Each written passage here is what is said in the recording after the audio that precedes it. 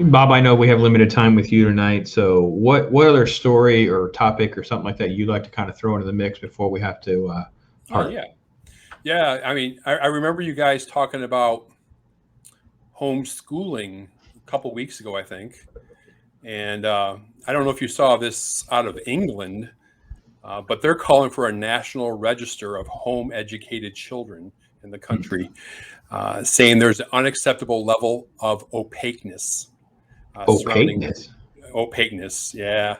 I need to Um, go back to grammar. It's not even the right adjective to use for. I mean, you would think just the lack of clarity or something would be a better adjective. Opaqueness. Boy, do they trying to wordsmith well, their way. yeah. So, I mean, I don't. I mean, you're the homeschool guru. Hmm. Are people in the UK or in Europe in general doing like what's happening in the US? Are they pulling their kids out of public schools and uh, homeschooling as a secondary option? And and this is kind of something I was saying earlier 2 weeks ago on when you were doing your show. It's like, you know, when's the government going to get to the point where their concern is so much that they're going to want to start cracking down on this stuff, starting with a registry, right? I don't know. Yeah, obviously I've been writing about this for many, many years now. It was illegal in Germany, and I remember speaking to someone who came from Germany, and I brought it up about homeschooling. And for her response was so robotic. It was like, well, why would you want to homeschool? Like she was just so off put by the idea you wouldn't use public education. So it's pretty prevalent across the EU to have a very strong faith in public education and all of that. Obviously, due to the certain conditions that we're under right now, a lot of folks are just going to be forced to home educate, online learning, those kinds of things.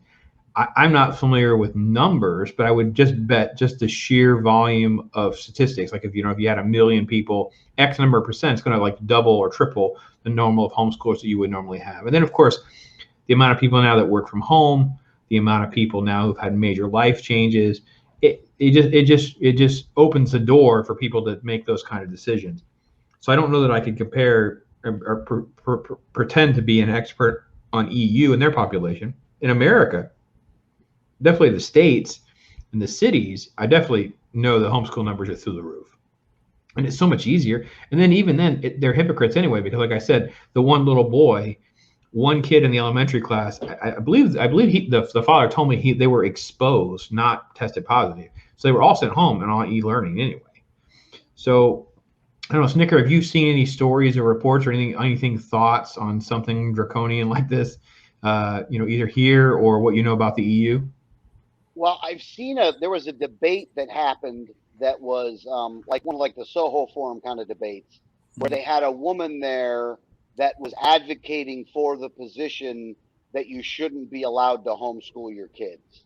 Mm-hmm. And so I do think that we're in the beginning stages of the indoctrination pushback, for lack of a better term, is that they really don't want people to to homeschool their kids because they want that 12 years of indoctrination. And if they don't get that, then there's going to be a lot less people that are going to be, as docile as they want them to be, even though we got a good percentage of them now. So you're seeing a little bit of it, but right now they can't push too much because by pushing too much right now, considering everything that's going on with COVID, you like they almost have to have different arguments because if we're going to close down the schools or you can't go to the schools, then you don't have any options. And I've seen what some of these classes are like the online classes for like with the teachers at public school, and maybe it's just government. I don't know why, but they seem to do such a bad job of it. And like the teachers are there, like and again, I won't give the name of the school, but there was a teacher there. She was sitting on her couch eating something. I don't know what she was eating, and kind of like almost acting as if like she was doing everybody a favor by being on there. And it was very off-putting. But I mean, we actually found a co-op that we're dealing with this year that works out a lot better. It's connected to a religious charter school, Mm-hmm. and supposedly it's a really good one in Tampa.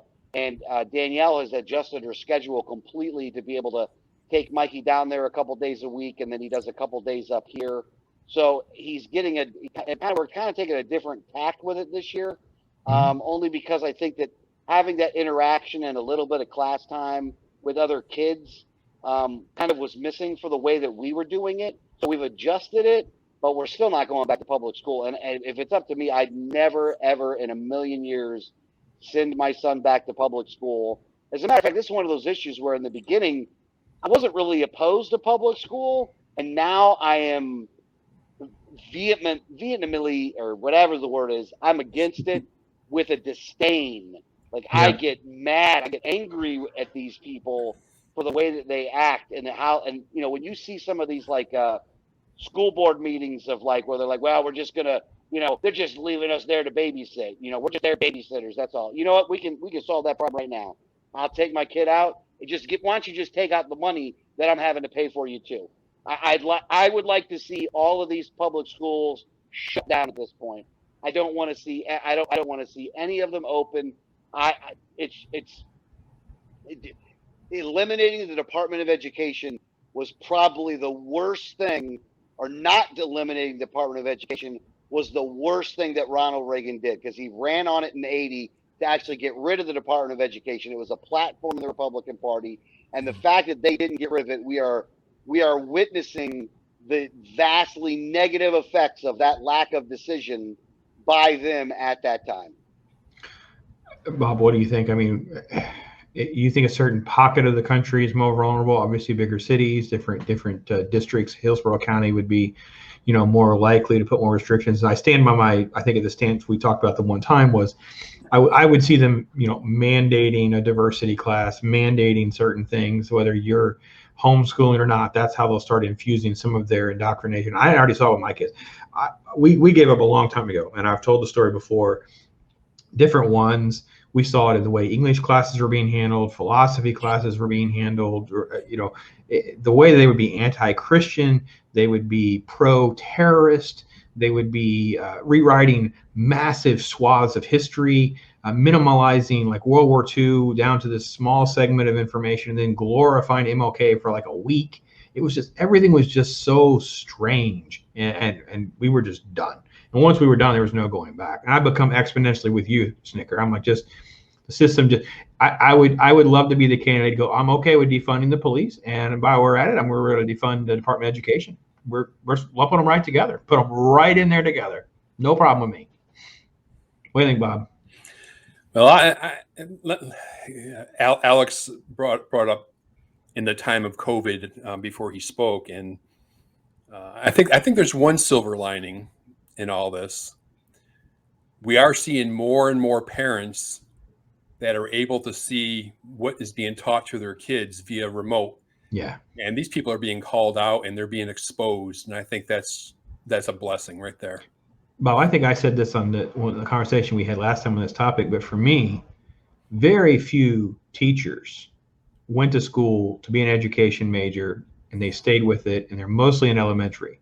They're like these fourth grade and younger teachers, but most of the high school teachers, middle school teachers, they're the fallouts of whatever their majors were, and they ended up being a teacher. And I count myself amongst I was almost guilty, because I took one semester, I took a couple education classes. When I left the med school program, thought, well, that's what I'll do. I'll go into teaching. And I was right out of the gate. I was like, nope, this is not going to be for me. But I know those are the people that are in those classes. Those are the high school biology and history. They're very few of them wanted to do that, and therefore they're bitter, they're jaded, and they are so full of like they know so much, and they are not at the top of the class when it comes to their particular field they claim to be experts in. Yeah. All right. Well, I guess you both agree with me. No. Well, it shows, doesn't it, with these ridiculous videos that we've seen, Alex? I mean, it's just nuts how they can handle they just throw stuff out there like it's all okay. Like this way they talk about politics, the way they talk about history, the way they'll talk about, CRT, the way they just say these things like, oh, it's all true. It's all, what are you talking about? You can't question me, kid. Well, there's a video that came out recently of a teacher that was fired. I don't remember where it was from. I'm just going off of memory on this one, where she got in front of the class and just like laid out all of her own political views and was treating it as if what she was saying was that's just the way it is. There's no arguing with me. You're wrong if you don't believe the same way that I believe. And I think that does such a disservice as a teacher. Like, your job is to get kids to be able to think and to be able to, like, you can lead someone down a path to get them to have a conversation about some of these issues. But the way in which they go about doing it is just so, like, it's just pathetic, and it actually weakens your own argument. Where, like, if she believes that, let's say with the climate change, you believe climate change is real, which, I mean, don't get me wrong, the climate's changing, that is real. So, but if you could bring up things of like questioning the students, well, what do you believe? Well, why do you believe that? Like, make the student have to kind of work through, you know, whatever the subject matter is, instead of getting up there and, like, the thing is this, we're forcing kids to go to public school, and then these teachers basically by force get an audience and then think that they can say whatever they want to in front of that audience, like it's a bunch of people that were paid to be there. Where if you actually could make the choice yourself as to what school you would send your kids to, a lot of these teachers would be out of a job because they wouldn't be able to continue going down the road that they're going down. And they wouldn't continue to have students that the faculty and the staff would be much more amenable to the parents if they knew that the funding would go away if that parent made that choice and chose to go to a different school. I think we've completely reversed the incentive structure, partly because of the teachers unions, which, if there is one public employee union that I would want to go away immediately, it would be the teachers union. Next to after that would actually be the police unions and the fire unions. Public employee unions have to go. And I think that actually has been part of the problem, is that the incentive structure is all geared around the teacher and not geared around the student.